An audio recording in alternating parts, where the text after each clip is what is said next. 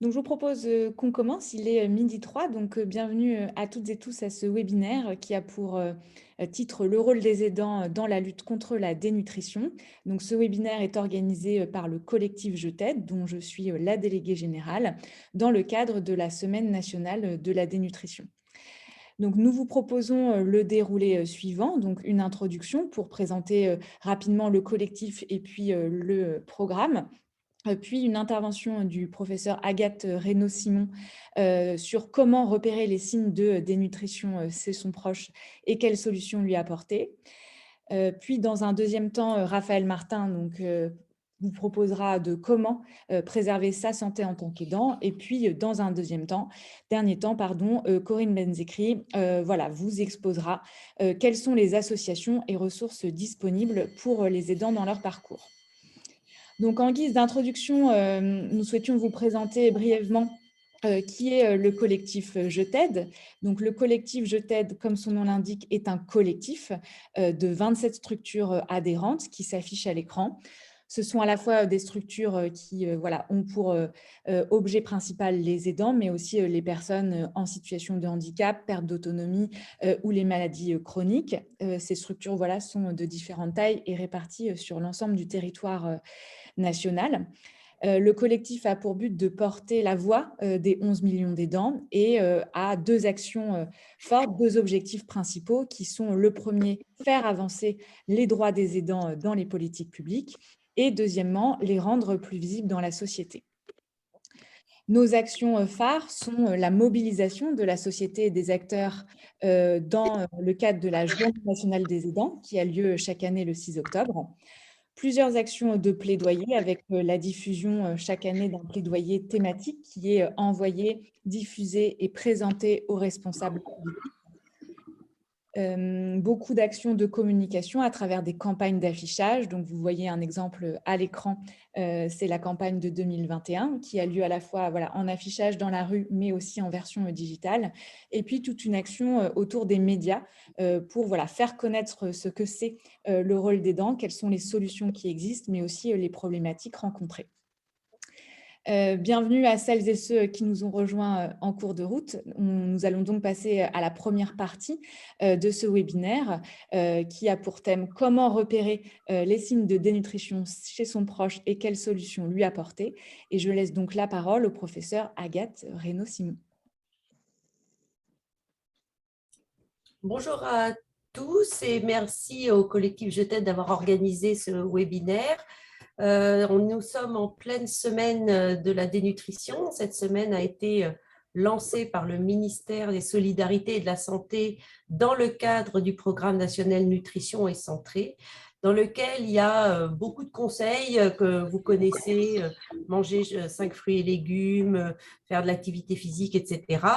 Et il y a aussi dans ce programme national Nutrition Santé une part sur la prévention, l'identification et la prise en charge de la dénutrition. Et donc, là, pour moi, aujourd'hui, l'objectif est de justement essayer de voir quand on est aidant professionnel ou aidant proche, comment est-ce qu'on peut repérer des signes de dénutrition et qu'est-ce qu'on va pouvoir en faire. Alors, la première chose, première diapositive, c'est d'essayer de bien comprendre ce que c'est que la dénutrition. La dénutrition, elle résulte d'un déséquilibre entre les apports en nutriments et les besoins en nutriments. Globalement, c'est quand on mange moins que ce qui est les besoins de l'organisme. Alors, il y a des circonstances où on a des diminutions des apports en nutriments. Le plus souvent, c'est parce que on n'a pas d'appétit, ce n'est pas parce qu'il n'y a pas assez de nourriture dans les magasins ni dans son réfrigérateur. Le plus souvent, c'est parce qu'on n'a pas envie de manger et donc c'est souvent quand on a des problèmes de santé. Et puis, il y a des situations dans lesquelles on a une augmentation des besoins en nutriments. Et là, ça peut être des gens, par exemple, qui déambulent sans arrêt. Donc, il y a finalement une certaine dépense énergétique. Il y a certaines maladies aussi qui s'accompagnent d'une augmentation des besoins. Au total, il y a un déséquilibre qui se fait en défaveur des réserves de l'organisme. Premièrement, on va aller puiser dans son tissu adipeux, qui est une réserve d'énergie en fait, mais sauf quand on est très maigre, en général, on a un petit peu de réserve de tissu adipeux et ce n'est pas ça qui va forcément nous manquer le plus par la suite. Ce qui est embêtant, c'est que quand on se dénutrit, quand on perd du poids, eh bien, on perd surtout du muscle. Et donc, la dénutrition, c'est une histoire de muscle, contrairement à l'obésité, qui est plutôt une histoire de trop de gras. Alors, quand on perd du muscle, eh bien, on perd d'abord de la force musculaire, on s'affaiblit. Et vous voyez que on peut, je veux bien que vous remontiez à la diapo du dessus, merci. On s'affaiblit sur le plan musculaire. Et donc, c'est là que vous voyez des personnes âgées qui marchent très doucement, et ce n'est pas normal de marcher lentement, même quand on est âgé, qui ont du mal à monter et descendre des escaliers, qui ont du mal à se lever d'une chaise, à se lever du lit.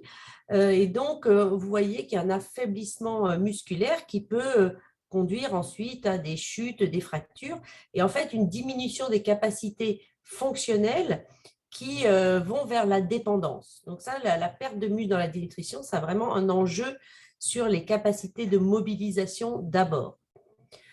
Le problème, c'est que quand on perd du muscle, on s'affaiblit aussi sur le plan de l'immunité, c'est-à-dire qu'on augmente son risque d'infection.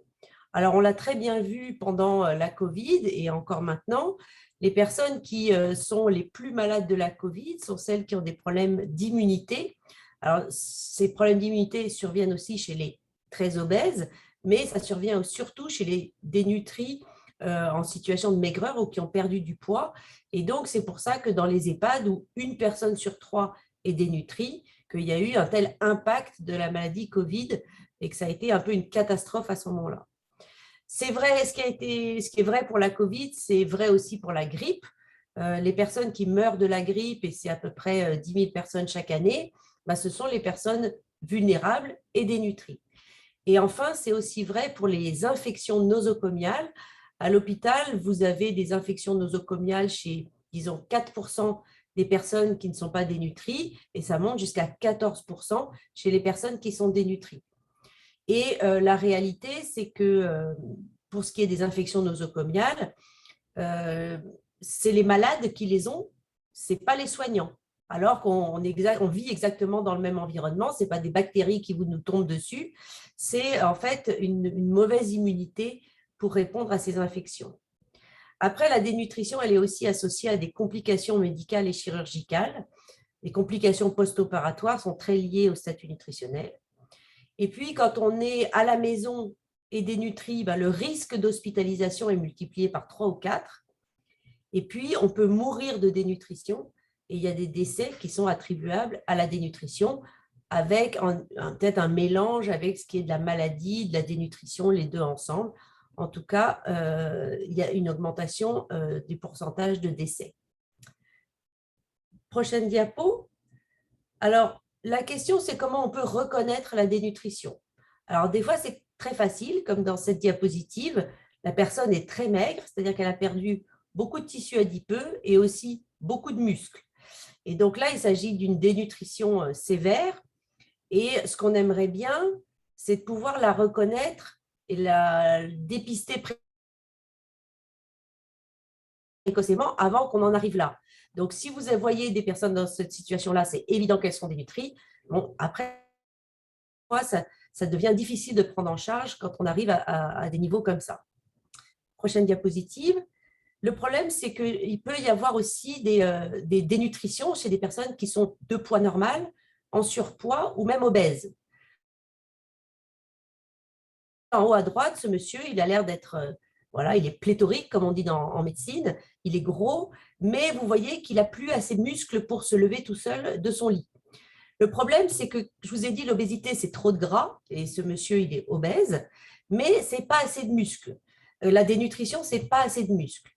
Et donc, ce monsieur, il a beau être en surpoids, il peut aussi être dénutri, ce qui est probablement le cas.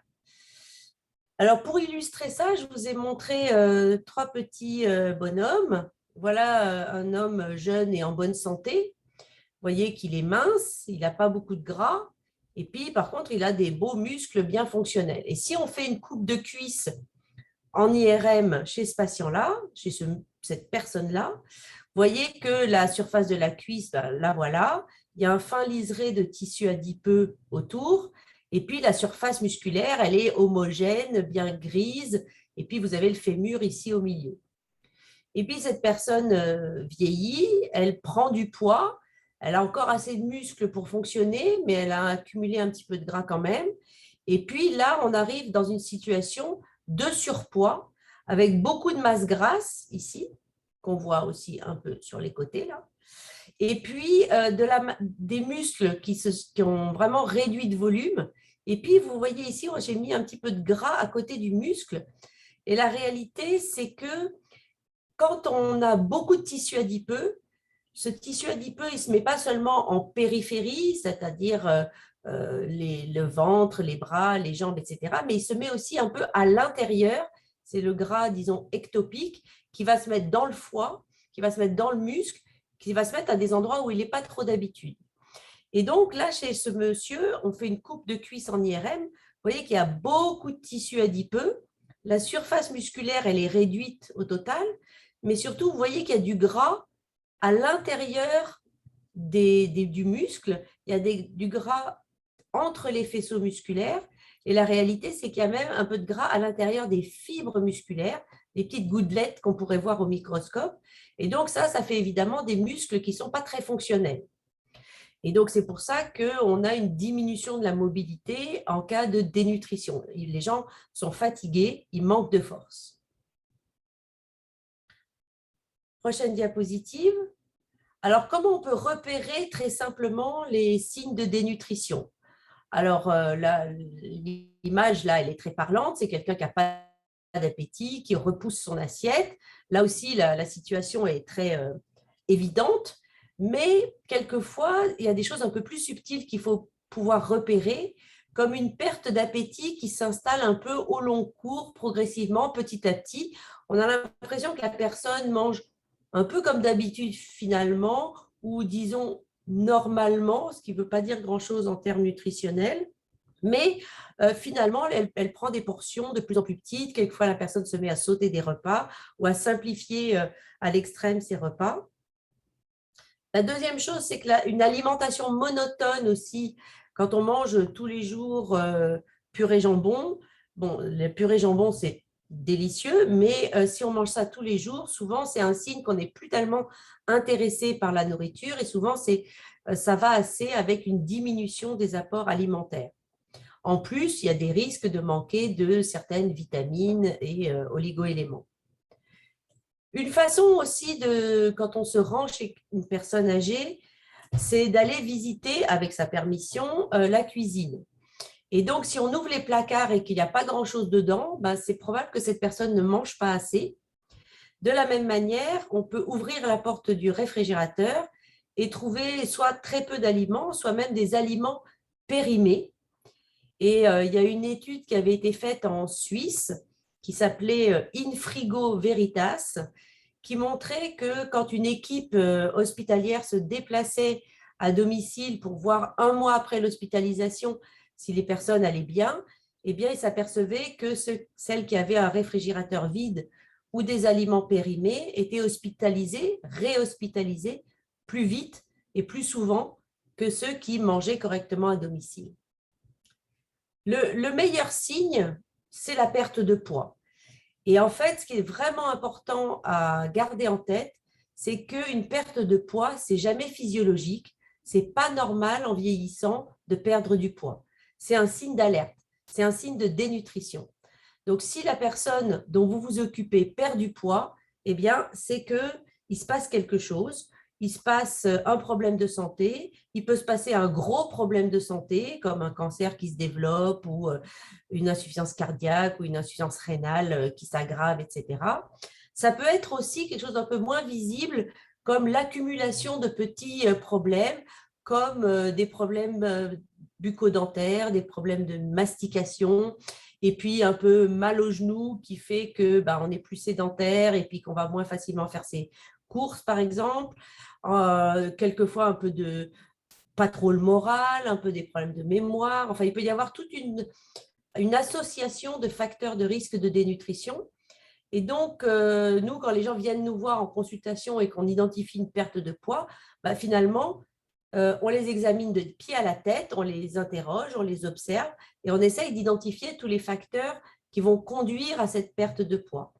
Et donc, une fois que vous avez repéré une dénutrition, en fait, le mieux, c'est de l'adresser à son médecin traitant pour essayer d'identifier les causes de cette dénutrition pour qu'on puisse, on puisse à la fois traiter la dénutrition ou prévenir qu'elle s'aggrave et aborder les causes de cette dénutrition.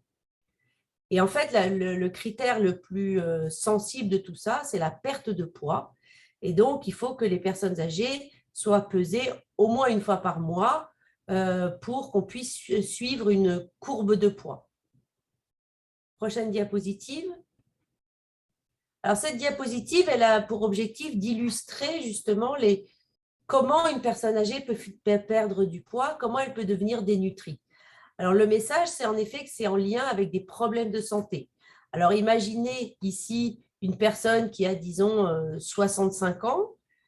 Elle a un problème cardiaque qui a l'air assez sérieux vu l'électrocardiogramme et elle va être hospitalisée et perdre du poids. Avec un peu de chance, elle se stabilise. Avec un peu de chance, elle reprend un peu de poids, ce qui n'est pas toujours le cas. Mais disons que là, c'est la façon optimiste de voir des choses.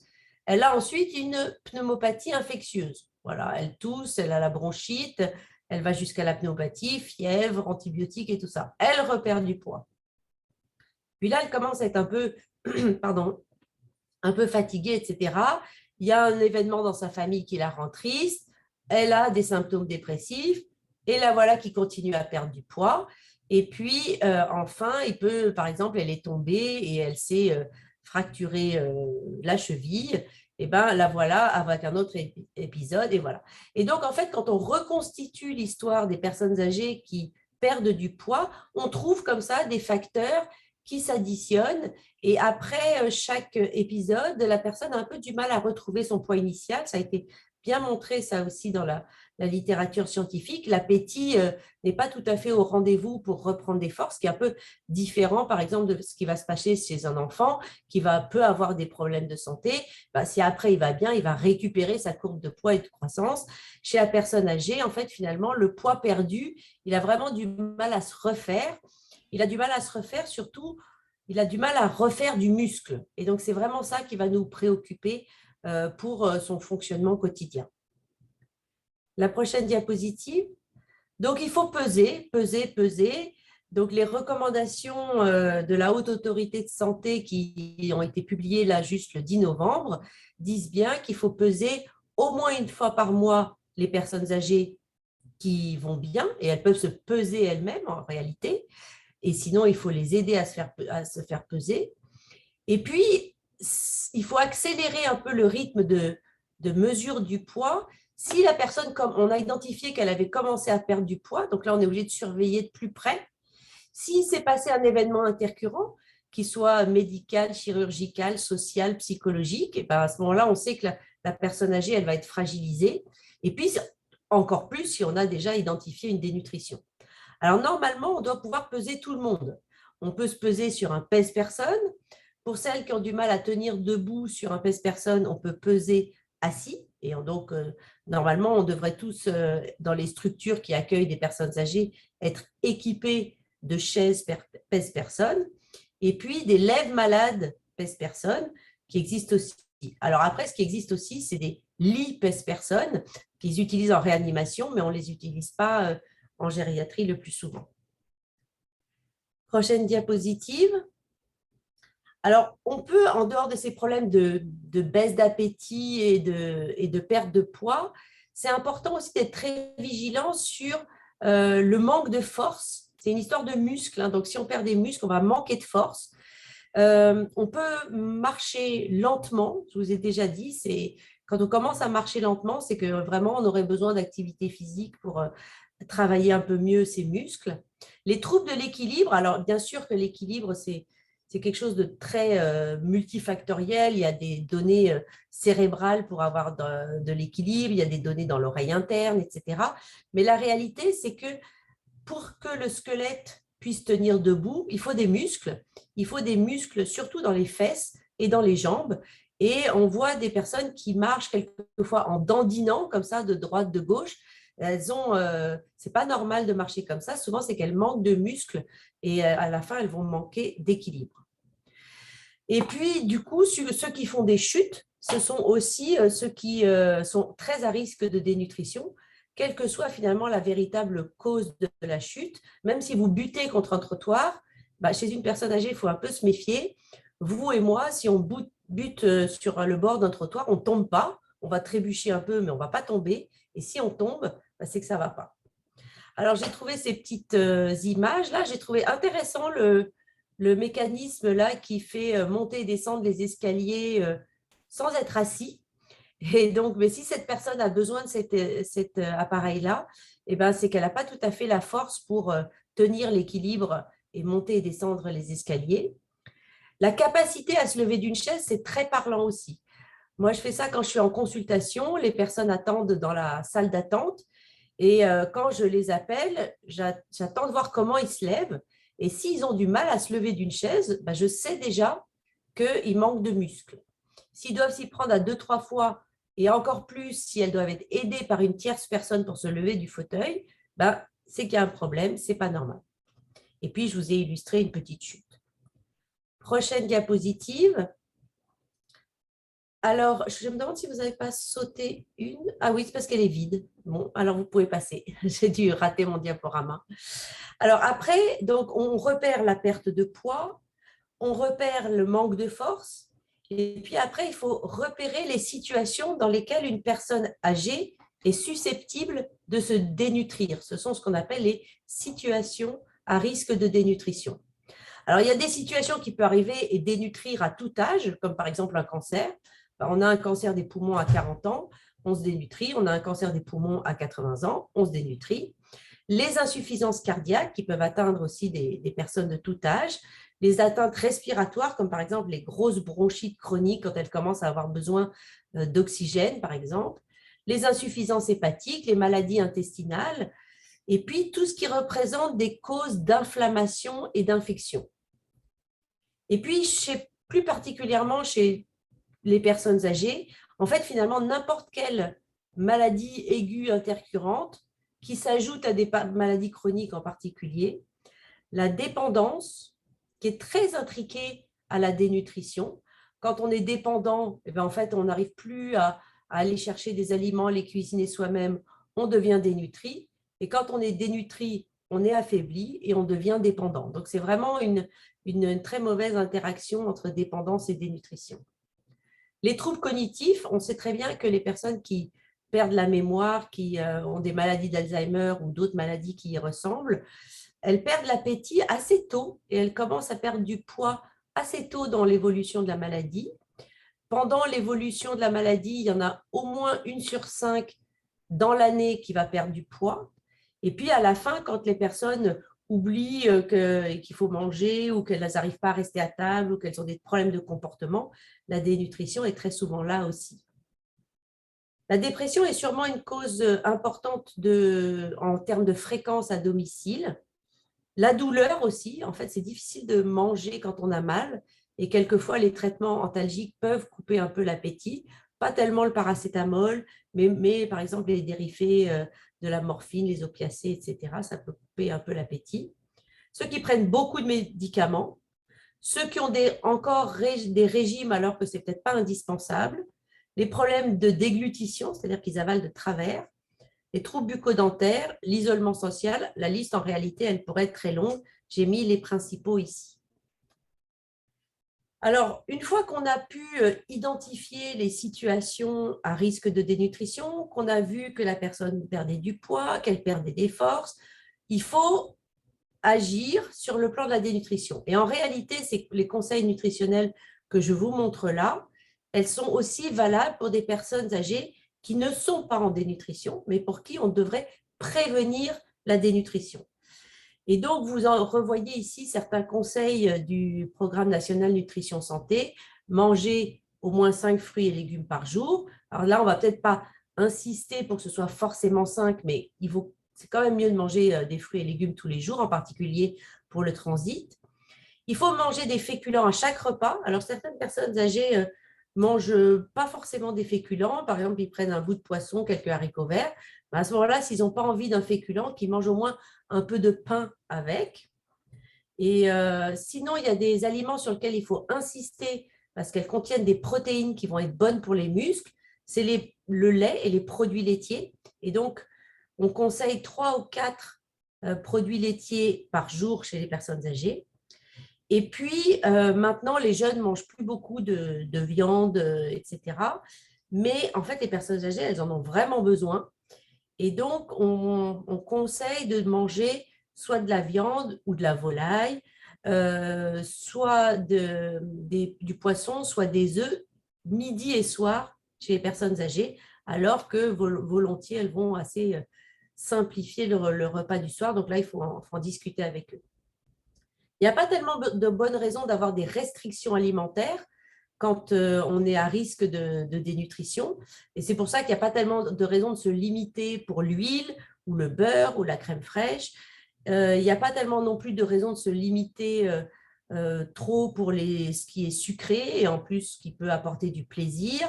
Et donc, c'est oui, sans en abuser. Il n'y a pas tellement de raisons de faire des régimes, en tout cas, c'est sûr, quand on est âgé. Il ne faut pas oublier de boire. Vous savez que les personnes âgées ne ressentent pas bien la sensation de soif. Elles ressentent d'ailleurs pas très bien la sensation de faim. Le sel, il n'y a pas de conseil spécifique, c'est-à-dire il n'y a pas de limitation de sel. Et puis, il faut bouger dans ces recommandations-là. Il faut faire de l'activité physique à sa mesure, dans sa capacité, mais tous les jours. Prochaine diapositive. Quand on veut aller un petit peu plus loin, en fait, pour l'alimentation, on peut donner des conseils nutritionnels, en particulier une personne qui n'a pas beaucoup d'appétit, il faut lui présenter une assiette avec des couleurs, différentes couleurs, plus de goût, c'est-à-dire un peu de sel normalement, mais pourquoi pas du poivre, pourquoi pas des plantes aromatiques, pourquoi pas de la moutarde, du citron, du ketchup, de la mayonnaise, ce que vous voulez, du moment que ça donne du goût et que ça donne faim. La stratégie, quand on n'arrive pas bien à s'alimenter, c'est que c'est sûr, on ne va pas arriver à manger des grands volumes. Et donc, on va plutôt essayer de mettre beaucoup de calories, beaucoup de protéines dans des plats qui ne sont pas trop volumineux. Et c'est ça qu'on appelle l'enrichissement des plats. Et donc, on peut enrichir les plats avec des choses qui apportent de l'énergie, comme justement des matières grasses, de l'huile, du beurre, de la crème fraîche, etc. Mais aussi du fromage, des œufs, du jambon haché. L'idée, c'est d'introduire dans un plat, et particulièrement, par exemple, si la personne aime bien manger un potage le soir, on va mettre plein de choses dans le potage pour que ce soit un peu plus nourrissant. Et c'est une bonne stratégie pour augmenter les apports alimentaires. Ensuite, c'est bien d'introduire des collations. Il y a le goûter. Et puis, il peut y avoir aussi des collations dans la matinée, comme par exemple un jus de fruits ou des biscuits ou un laitage, enfin ce qu'ils aiment. Il peut y avoir aussi des collations avant de se coucher, si la personne dîne tôt, ou le matin tôt, ou dans la matinée, quand la personne a tendance à se lever un peu tôt. En tout cas, les personnes âgées, elles mangent pas, elles ne dorment pas comme des bébés 12 heures d'affilée. Donc, il y a la place pour des collations même la nuit. Alors, on mange plus facilement quand on n'est pas tout seul. Donc, si c'est possible d'organiser une présence au moment des repas, c'est intéressant. Après, ça dépend des ressources humaines, entre guillemets, à ce moment-là. Et puis, éviter une longue période de jeûne, et je parlais là de la nuit. Et puis, quand tout ça ne suffit pas, le médecin peut prescrire des compléments nutritionnels oraux, qui sont ces produits qui s'achètent en pharmacie sans ordonnance, mais si on a une ordonnance, ils sont remboursés, ce qui est quand même mieux. Et ce sont des bouteilles, mais ce sont aussi des crèmes, ce sont aussi des jus de fruits, ce sont aussi des biscuits, des brioches, des madeleines. Ce sont aussi des plats salés tout faits qui sont enrichis en énergie et en protéines. Et puis, quand tout ça ne suffit pas encore, on peut venir à l'hôpital pour démarrer une nutrition artificielle. Et donc, nous, on fait ça de temps en temps dans les situations où la personne est très dénutrie et que vraiment, elle n'a aucun appétit. Et à ce moment-là, on glisse un tube dans le nez qui va dans l'estomac et par lequel on apporte ce qu'il faut comme nutriments que la personne n'arrive pas à manger. Prochaine diapositive. Oui, et est-ce qu'on peut essayer On a de… presque fini. Ouais. Voilà, je suis désolée. Oui, je me rends compte que Non, non, j'étais non, un pas de peu… souci. Ce qu'il faut pour compléter, pour entretenir ses muscles, c'est de l'activité physique. Et on sait que c'est efficace, hein, même un muscle âgé est capable de se renforcer. Et prochaine diapositive, c'est qu'il faut aussi être supplémenté en vitamine D, parce que c'est bon pour les os, mais c'est aussi bon pour les muscles, et que ça limite le risque de chute et de fracture.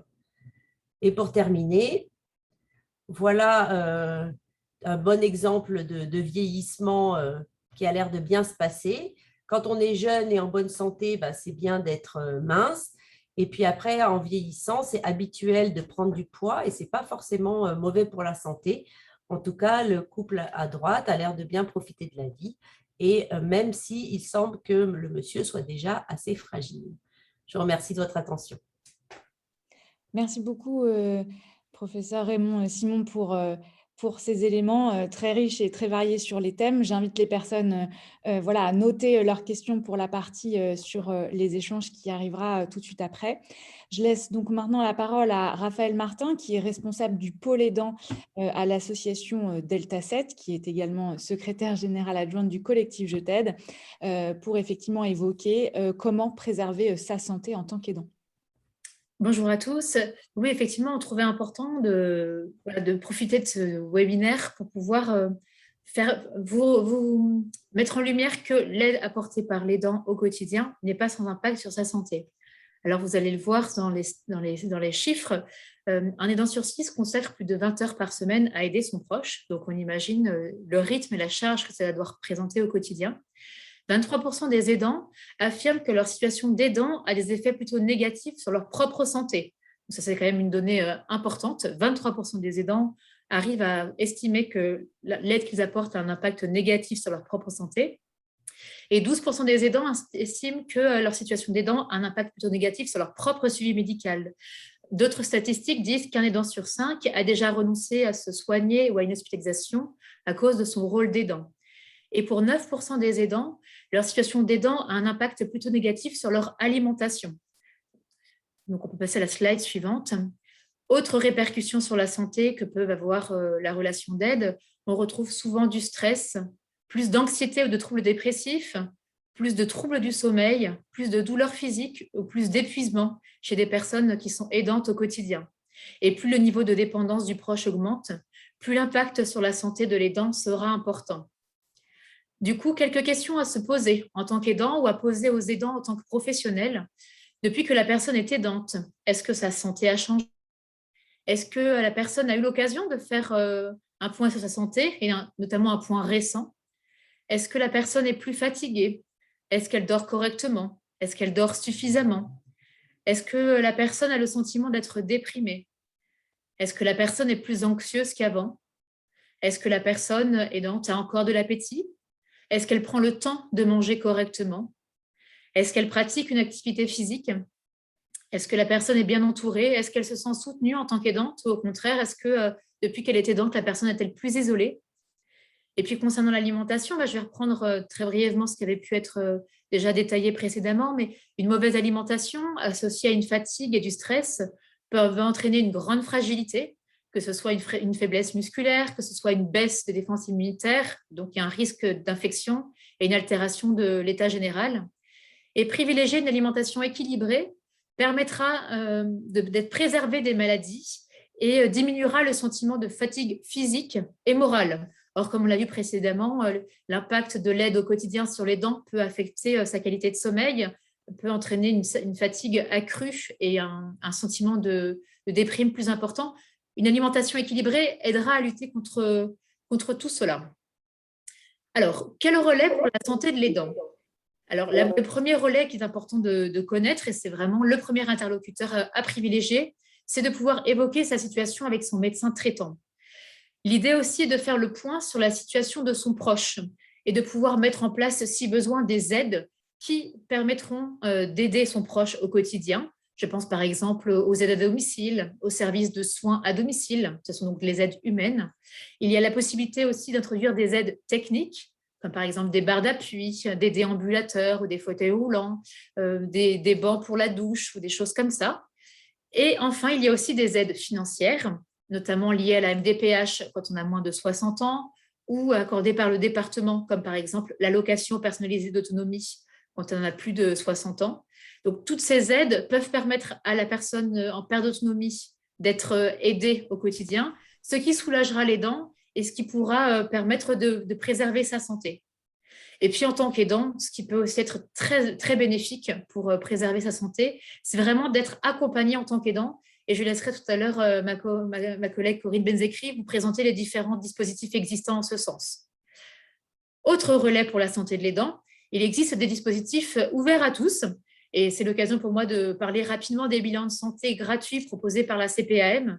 Ce sont des bilans dont on peut bénéficier une fois tous les 5 ans et qui permettent de faire un check-up général sur sa santé. Sachez aussi qu'il existe de plus en plus de consultations aidants, notamment au sein d'hôpitaux, qui sont l'occasion pour les aidants de pouvoir rencontrer différents spécialistes qui se renseigneront pour savoir comment est le moral, comment se passe, quelle est la qualité du sommeil, bref, qui analyseront tous les points de vigilance à avoir quand on est aidant. Autres relais qui sont plus spécifiques, vous avez pour les aidants d'un proche atteint d'une maladie, de la maladie d'Alzheimer ou d'une maladie apparentée, la possibilité de bénéficier d'une consultation annuelle auprès de votre médecin traitant en tant qu'aidant. C'est-à-dire que pendant cet entretien, le médecin posera des questions en lien avec le rôle d'aidant et donc analysera les difficultés que peut rencontrer la personne dans son rôle d'aidant. Autre possibilité, ce qu'on appelle la visite longue, elle s'adresse aux patients atteints de maladies neuroévolutives, en soins palliatifs à domicile ou pour les nouveaux patients en affection longue durée ou âgés de plus de 80 ans. À ce moment-là, cette possibilité de visite longue est réalisée par le médecin traitant au domicile. C'est une visite de 3 heures qui permet de faire le point sur le patient dans son environnement, mais aussi sur les dents pour voir s'il y a des choses à améliorer pour protéger la santé de l'aidant aussi. Et enfin, dernière piste, les centres de prévention Agir Carco pour les personnes retraitées peuvent proposer différents ateliers, parcours et bilans permettant de prendre soin de sa santé. Et puis, sachez que l'Association française des aidants a aussi mis en place des ateliers santé des aidants, qui sont des temps d'échange et de mise en pratique autour de l'impact de la relation d'aide sur la santé des aidants. Voilà, je m'arrête là. L'idée, ce sera de répondre aux questions que vous pourriez avoir par la suite et je laisse la parole à ma collègue Corinne Benzekri. Merci. Merci beaucoup, Raphaël Martin. Et effectivement, je passe tout de suite la parole à Corinne Benzekri sur effectivement quelles sont les associations et ressources disponibles pour les aidants sur ce thème de la dénutrition, mais plus globalement sur tous les thèmes liés à l'aidance. Bonjour à tous, merci de m'avoir permis de présenter les associations qui sont donc regroupées autour du collectif Je t'aide. Donc, on aura bien compris entre ce que nous a présenté le professeur Renaud Simon et ma collègue Raphaël, l'aidant est essentiel dans la vie quotidienne de son aidé. Donc, il doit se préserver, s'occuper de lui, prendre soin de sa propre santé pour mieux s'occuper de son proche. Et donc, c'est sûr qu'avec tous les conseils qu'on vous a donnés depuis le début de ce webinaire, vous vous dites, mais je ne vais pas réussir à savoir comment interpeller des associations. Donc, ce qu'on vous propose aujourd'hui, c'est de vous présenter brièvement les associations qui proposent toutes sortes d'aides au niveau du collectif. Évidemment qu'il y a d'autres associations que celles que regroupe le collectif Je t'aide, qui apportent aussi des aides et des conseils. Aujourd'hui, on se focalisera sur toutes celles qui sont effectivement sur le collectif Je t'aide. Donc, Morgane, on peut passer à la slide suivante, s'il te plaît. Donc, voilà, ça, c'est l'ensemble sur les 2 slides des associations qui gravitent dans le collectif. Et donc, voilà, au niveau des différentes prestations qui sont possibles sur ces associations, nous avons plusieurs problématiques auxquelles nous pouvons répondre. La première entrée à parcelle médicale que Raphaël a présenté juste avant, à savoir de faire appel à son médecin traitant. Et quand on n'a pas forcément envie d'en parler à son médecin, on peut aussi faire appel à des lignes d'écoute. Donc, ces lignes d'écoute, on en a plusieurs au sein du collectif. Ces lignes d'écoute sont souvent gérées par des bénévoles ou des professionnels. et elle consiste à donner une première information aux aidants qui peuvent être rassurantes. En même temps, on ne connaît pas la personne au bout du fil et souvent l'aidant a du mal à demander de l'aide. Donc, c'est une bonne entrée. On a constaté que c'était une bonne façon de pouvoir commencer à avoir des premiers conseils pour savoir comment faire pour être aidé et vers qui s'orienter. Donc, nous avons un certain nombre d'associations, que ce soit pour des personnes en situation de handicap, que ce soit des associations qui aident plus particulièrement des personnes âgées. Donc, voilà, vous avez sur cette slide plusieurs associations. N'oublions pas non plus que nous avons l'association JADE qui, elle, est focalisée sur les jeunes aidants. Voilà, donc chaque association a sa particularité et en tout cas, elle propose cette aide-là d'écoute et de conseils et certainement aussi, parfois, certaines d'entre elles, de l'orientation pour ensuite voilà, vous donner des conseils pour aller vers des structures plus adaptées en fonction de la problématique qui se pose à vous. Nous avons également des associations qui proposent de l'accompagnement aux aidants par différentes façons. Alors, c'est de l'accompagnement individuel. Il y a des temps collectifs aussi sur des structures et des groupes d'entraide. Alors, nous avons dans des structures plusieurs prestations proposées sur ce genre d'accompagnement, notamment des cafés des aidants. Il y a aussi des groupes de parole pour pouvoir s'exprimer et partager. On constate, d'après notre expérience, que les aidants ont beaucoup plus parfois envie d'avoir des conseils d'autres aidants qui sont passés par leur propre expérience et qui peuvent aussi voilà, donner des petits tuyaux, des petites aides, des petites touches au quotidien qui sont parfois même plus entendables que celles que va pouvoir transmettre un professionnel. Donc, nous, on sait que c'est une très grande richesse pour les aidants. Donc voilà, nous, on a plusieurs associations qui proposent au sein du collectif, Morgane, du coup, la slide d'après. Voilà, toutes ces associations sont spécialisées selon effectivement la maladie aussi, puisqu'on parle de l'UNAFAM, par exemple, ça va être sur la maladie psychique. À la Fondation Cazy-Brugère, nous sommes focalisés plus sur toutes les situations de handicap. Donc, mais voilà, donc la liste n'est pas exhaustive, mais en tout cas, vous avez déjà quelques exemples devant vous d'associations qui proposent ce type d'accompagnement. Ensuite, nous avons des associations qui s'occupent du répit et qui proposent des séjours de répit. Et ça peut être vraiment une grande ressource pour l'aidant. Alors, soit des associations qui proposent du répit avec la personne aidée, soit des associations qui proposent du répit pour l'aider, qui va permettre donc à l'aidant de s'occuper de lui-même, de prendre du temps pour lui et de pouvoir, par exemple, comme l'a précisé Raphaël tout à l'heure, aller prendre soin de sa santé. Parce que si l'aidant peut prendre soin de lui-même, il pourra mieux s'occuper de son proche ensuite. Et c'est vrai que là, on est assez ravis que l'expérimentation actuellement de Baluchon France, pour prendre juste cet exemple, on est très contents parce que cette expérimentation va pouvoir continuer sur les 2 prochaines années. Et l'idée, c'est de pouvoir être qu'une personne puisse être auprès d'une personne en difficulté, en souffrance d'une maladie chronique, d'une maladie ou d'un handicap lié à l'âge ou lié à un handicap de naissance. Et donc, ces personnes-là peuvent être auprès de cette personne en situation de fragilité, pendant que son proche peut effectivement s'occuper d'elle-même. Et donc, voilà, partir en vacances notamment, et faire toutes sortes de loisirs, ce qui me semble aussi important et qui est en lien avec le sujet d'aujourd'hui par rapport à la nutrition, parce que si on est bien dans sa tête, si on passe des bons moments, on peut par exemple aller au restaurant et manger et déguster des bons petits plats. Donc, ça nous semble aussi essentiel pour les aidants.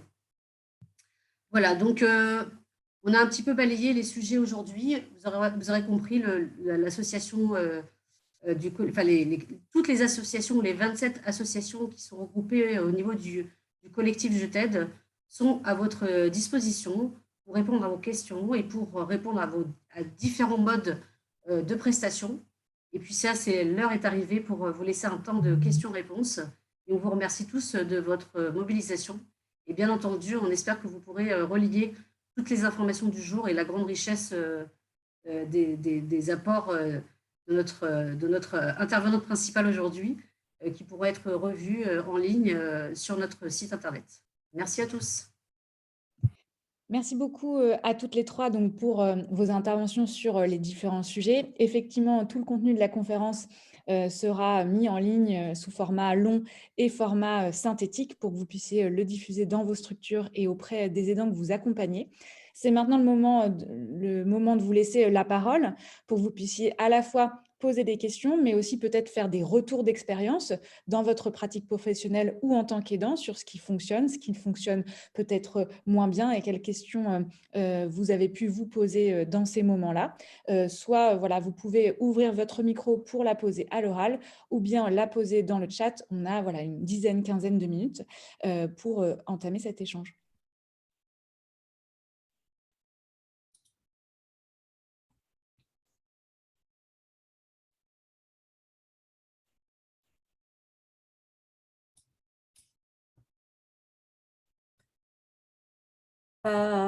Peut-être que, est-ce que justement les situations de perte de poids ont été vécues ou avec difficulté pour certains d'entre vous, des expériences de gens qui perdent du poids, on ne sait pas très bien comment faire, qui s'en occupe, etc. Peut-être que ça peut soulever des questions.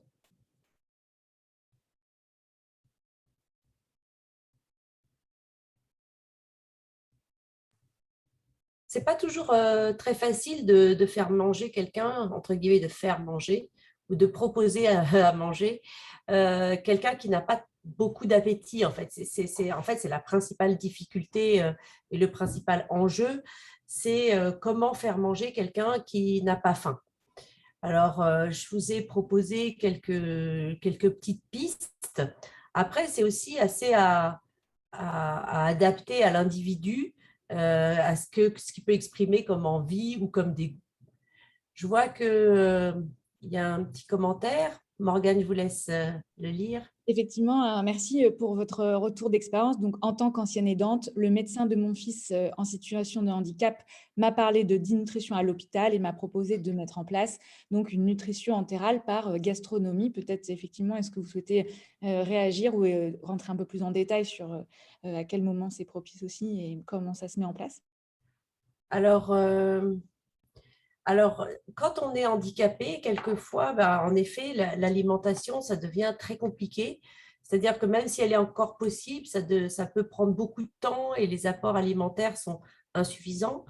À ce moment-là, la nutrition entérale par une gastrostomie peut représenter une aide à la fois pour la personne et pour l'aidant. Vous me précisez que c'était une histoire de troubles de déglutition et d'infection pulmonaire à répétition. Donc, en effet, malheureusement, là, votre fils, en fait, il avale tout de travers et la nourriture va dans ses poumons. Et ça, c'est déjà très fatigant pour lui parce que les infections, ça fatigue. Et d'autre part, ça devient très difficile pour vous de donner ou quelqu'un d'autre d'alimenter cette personne en sachant que ça peut aller de travers. C'est une situation qui est très anxiogène pour tout le monde. Et donc, c'est vrai que le fait de donner une gastrostomie, ça peut mettre un peu ce problème un peu à distance dans la mesure où on met un tuyau directement à boucher à la peau au niveau du ventre et finalement l'estomac il est juste derrière la paroi du ventre et à ce moment-là, ça permet d'apporter des nutriments directement et ça peut pallier à ce problème-là. Ça n'empêche pas qu'on peut mettre des choses aussi dans la bouche de la personne pour qu'elle ait du goût quelquefois, donc pour qu'il y ait moins de risque de fausse route, mais qu'en même temps, il y ait du goût. Et donc, vous nous signalez que, en effet, ben voilà, c'est ce qui s'est passé, que vous avez en effet mis cette gastrostomie, cette nutrition entérale par gastrostomie, et il a survécu 8 ans. Et donc, écoutez, vous avez toute notre empathie pour ce qui est arrivé ensuite, s'il vous a quitté. Et voilà, vous parlez des ateliers du goût, et c'est exactement ça pour pouvoir maintenir le goût. C'est des situations qui sont, là, vous décrivez une situation qui est particulièrement douloureuse, hein, et donc, on peut comprendre combien c'est difficile. Mais vous voyez qu'on a quand même sur le plan médical et paramédical et de l'entourage des solutions pour faire en sorte que finalement, il puisse vivre encore 8 ans, ce qui est beaucoup pour quelqu'un à qui on propose une sonde de gastrostomie et qui fait que lui, il a pu profiter de ce dont il pouvait profiter à ce moment-là. Et au moins, vous êtes sûr que vous avez fait le maximum pour lui. Corinne, tu souhaitais ajouter un élément? Oui, dans le champ du handicap, notre constat, c'est que depuis le jeune âge, les personnes ont une façon de se nourrir de façon assez sélective.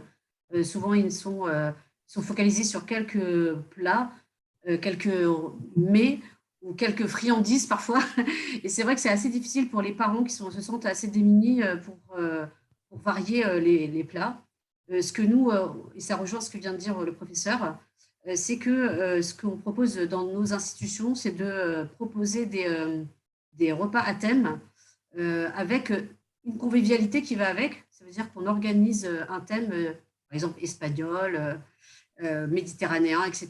Et du coup, sur ce temps-là, parce qu'il y a aussi un problème de temps, souvent les personnes mangent très vite et ne prennent pas le temps de se nourrir correctement. Et du coup, quand on met, on va dire, une animation avec le repas, on voit que la personne prend plus le temps de se nourrir et de goûter aussi, parce qu'il partage un temps convivial, et ça rejoint le sujet de l'isolement social que vous évoquiez tout à l'heure. C'est vrai que quand la personne peut partager avec d'autres, avec un moment festif, un peu de musique, une ambiance, de la décoration et des goûts différents aussi pour essayer de découvrir, tout en rassurant que voilà, il n'y a pas de danger à découvrir un plat qu'on ne connaît pas, mais que ça peut être intéressant du point de vue psychique, ça fait du bien. On voit que nous, les personnes se nourrissent mieux quand on fait une animation et quand on prend le temps de leur faire découvrir en groupe des aliments qu'ils ne connaissaient pas jusque-là.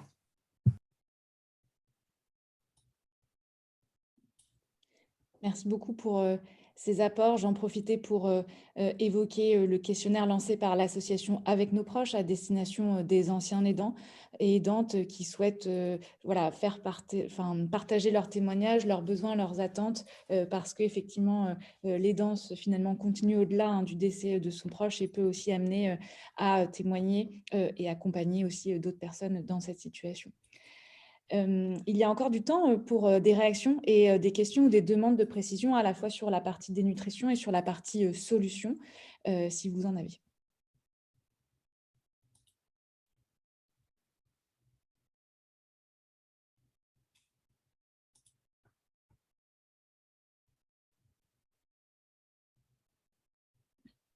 En tout cas, moi, j'ai été vraiment intéressée par tout ce qui se passe chez les aidants. Quand on est médecin et gériatre, on peut être amené à conseiller, à soulager, à suivre les aidants, mais le travail que vous faites par derrière, entre guillemets, est colossal et je pense que c'est vraiment intéressant. Alors là, il y a une question. Est-ce que la dénutrition d'une personne atteinte de maladie d'Alzheimer est différente? Alors, ce qui se passe dans la maladie d'Alzheimer, c'est qu'il y a plusieurs choses qui vont perturber la nutrition. D'abord, je vous ai dit une perte d'appétit qui est assez précoce. Et donc, nous, souvent, quand on va faire le diagnostic de dénutrition et le diagnostic de la maladie d'Alzheimer, on est déjà un petit peu avancé dans la perte de poids. Mais donc, oui, dans ce sens-là, oui. À part ça, il y a les problèmes qui sont liés aux troubles du comportement alimentaire en particulier. Mais sinon, ce n'est pas très différent dans le sens où c'est juste que la personne ne mange pas assez par rapport à ses besoins. Donc, il n'y a pas de physiologie particulière et elle se traite de la même manière qu'une autre dénutrition, c'est-à-dire en essayant d'apporter plus d'aliments. Les compléments alimentaires d'appétit sont assez efficaces. Alors, je vous fais allusion aux compléments nutritionnels oraux, c'est comme ça qu'on les appelle sur le plan technique. Oui, ils sont efficaces. La réalité même, c'est qu'ils permettent d'apporter 400 à 500 calories de plus par jour et disons 30 grammes de protéines au moins. Donc, c'est pas mal si on les prescrit correctement et qu'elles sont correctement consommées. Et finalement, les études qui ont montré l'efficacité de la prise en charge nutritionnelle, elles étaient beaucoup basées sur les compléments nutritionnels oraux. Après, la question, ce n'est pas tellement sous quelle forme on apporte les protéines et les calories, Mais la réalité, c'est que ces compléments nutritionnels oraux sont assez denses et en général bien étudiés sous les histoires de goût. Il y a des personnes qui ne les apprécient pas, il y en a qui les apprécient. Donc, il faut s'adapter. C'est un outil parmi d'autres dans la prise en charge nutritionnelle. Je voulais aussi rebondir à nouveau sur les personnes en situation de handicap. Un autre biais parfois pour les proches, et d'ailleurs les professionnels aussi, c'est que la personne ne peut pas s'exprimer ou n'arrive pas à s'exprimer. Et ce sujet, on le retrouve aussi avec les personnes âgées, et je pense que Raphaël pourra aussi y répondre.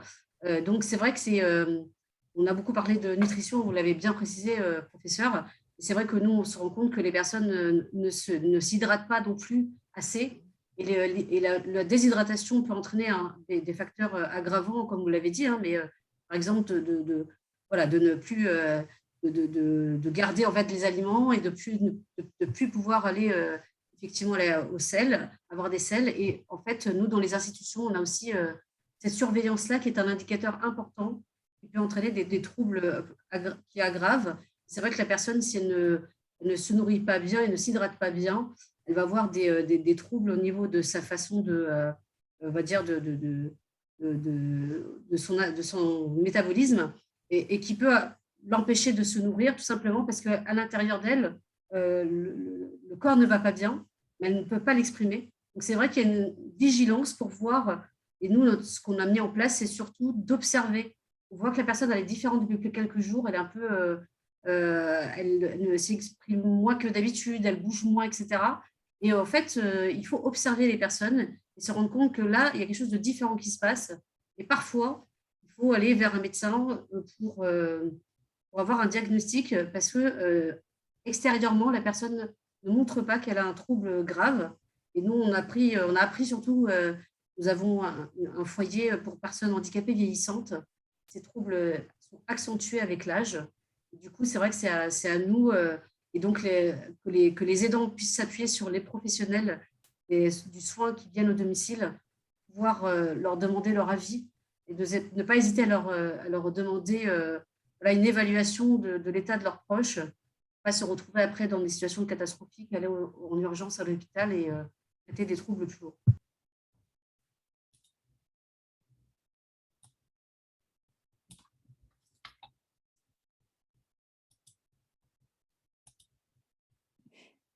Eh bien, merci beaucoup, en tout cas pour ces questions, ces réactions, ces précisions aussi par rapport à ce qui a pu être dit, qui était déjà très riche.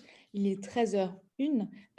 Si vous en convenez, voilà, on peut s'arrêter là. Donc, juste avec effectivement voilà, toutes les informations sur le site du collectif Je t'aide. On publiera le résumé de cette conférence, la vidéo, tous les liens aussi qui ont été donnés en termes de solutions. Merci beaucoup d'avoir été présent aujourd'hui. Et il ne nous reste plus qu'à vous souhaiter un bon appétit en parlant de dénutrition. Merci beaucoup à vous et bonne journée à tous. Oui, merci pour votre participation. Bonne journée. Oui, merci à tous et prenez soin de vous, tous. Absolument. Au revoir. Au revoir. Au revoir à tout le monde.